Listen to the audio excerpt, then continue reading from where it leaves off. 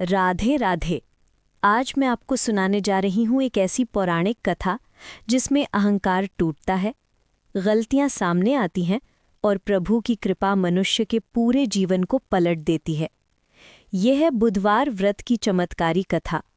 एक ऐसी कथा जो हर उस इंसान को रास्ता दिखाती है जो कभी कभी गलती से ही सही बड़ों की बातों को हल्का समझ लेता है। नमस्कार दोस्तों, मैं हूँ गीतांजलि और आप देख रहे हैं आपका अपना चैनल ट्रैवल विद गीतांजलि। बहुत समय पहले मध्य भारत के एक सुंदर नगर में विजय रत्न नाम का साहूकार रहता था। उसकी ख्याति चारों दिशाओं में फैली थी कि ये व्यक्ति अमीर भी है, परिश्रमी भी है और बुद्धिमान भी। लोग उसके व्यापार की मिसाल देते थे, लेकिन सिर्फ एक बात उसके स्वभाव में खटकती थी। वो अहंकारी नहीं था, मगर जिद्दी था। उसका विश्वास था कि मैं अपने निर्णय खुद लेता हूँ, दुनिया के वहमों में मुझे भरोसा नहीं। विजय रत्न की पत्नी लक्ष्मी नाम के अनुसार बहुत ही शांत, संस्कारी और अत्यंत पुण्यवान स्त्री थी।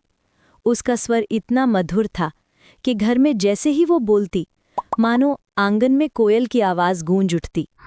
लक्ष्मी अपनी सास ससुर की सेवा करती, पति का सम्मान करती और हर बुधवार भगवान बुद्ध देव का दीपक जलाया करती।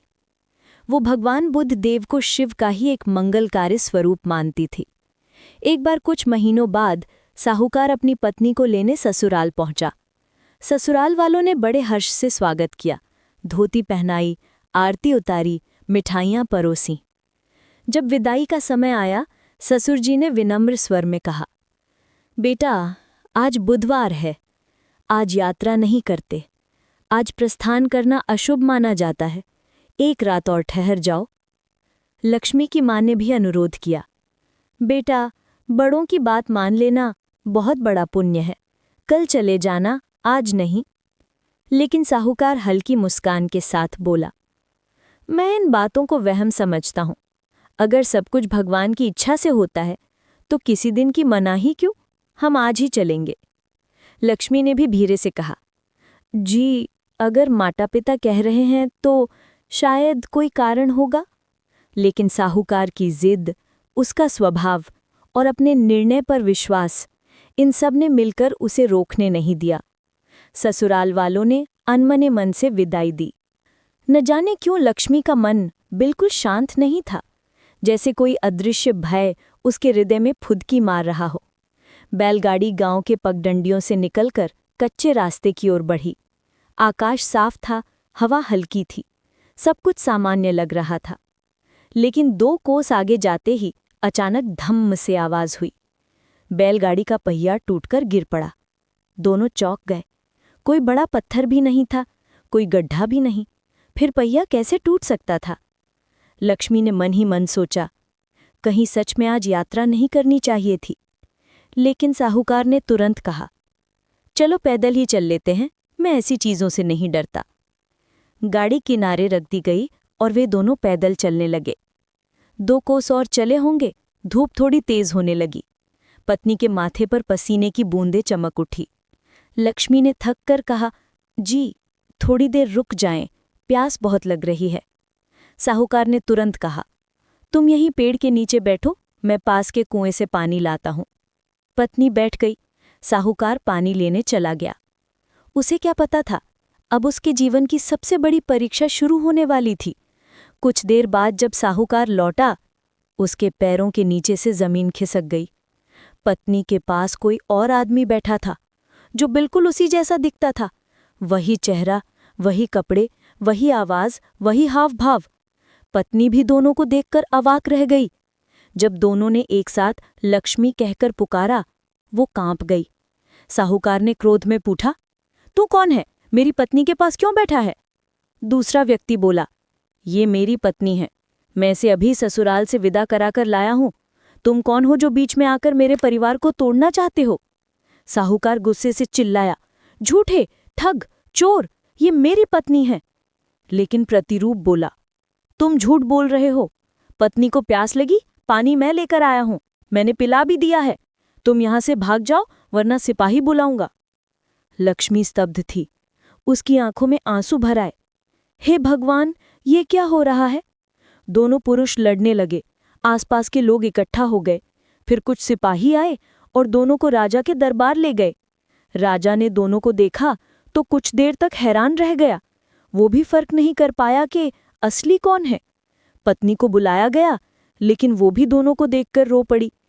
मैं कैसे पहचानूं महाराज, दोनों ही मेरे पति जैसे हैं।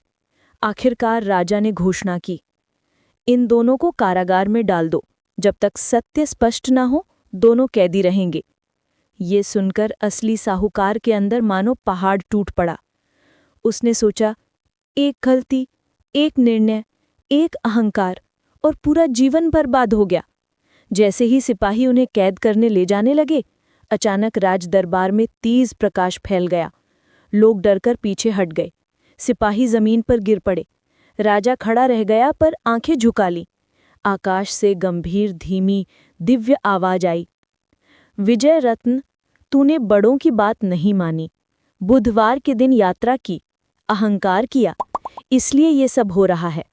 तुझे जो दूसरा व्यक्ति दिख रहा है, ये कोई मनुष्य नहीं, ये भगवान बुद्ध देव की मायावी शक्ति द्वारा रचा तेरा प्रतिरूप है। सभी लोग स्तब्ध रह गए। लक्ष्मी वहीं गिरकर रोने लगी। आवाज आगे बोली, जब मनुष्य नियम तोड़ता है तो प्रकृति उसे उसके परिणाम दिखाती है। साहूकार वहीं फूट फूट कर रो पड़ा। उसने हाथ जोड़कर कहा, हे प्रभु बुद्धदेव, मैंने गलती की, अहंकार हो गया, क्षमा कर दीजिए प्रभु। आज से जीवन भर बुधवार का व्रत करूंगा, कभी यात्रा नहीं करूंगा, आपकी शरण से बाहर नहीं जाऊंगा। उसकी आवाज कांप रही थी, आंसू लगातार गिर रहे थे। पत्नी भी रोते हुए हाथ जोड़कर विनती करने लगी, हे देव, मेरे पति को क्षमा कर दीजिए। कुछ ही क्षणों में दिव्य प्रतिरूप प्रकाश बनकर हवा में विलीन हो गया। राजा, मंत्री, सिपाही, नगरवासी, सबने ये चमत्कार अपनी आंखों से देखा। राजा ने तुरंत साहूकार और उसकी पत्नी को सम्मान देकर विदा किया। जब वे दोनों वापस लौट रहे थे, उन्हें वही बैलगाड़ी मिली जिसका पहिया टूटा था। पर अब पहिया बिल्कुल सही था, जैसे कभी टूटा ही ना हो। साहूकार समझ गया, ये बुद्ध देव की कृपा है। उसने पत्नी का हाथ पकड़ा और बोला, तुम्हारी श्रद्धा ने हमें बचा लिया। लक्ष्मी की आंखों में कृतज्ञता के आंसू थे। घर पहुंचकर साहूकार ने बुधवार का पहला व्रत रखा।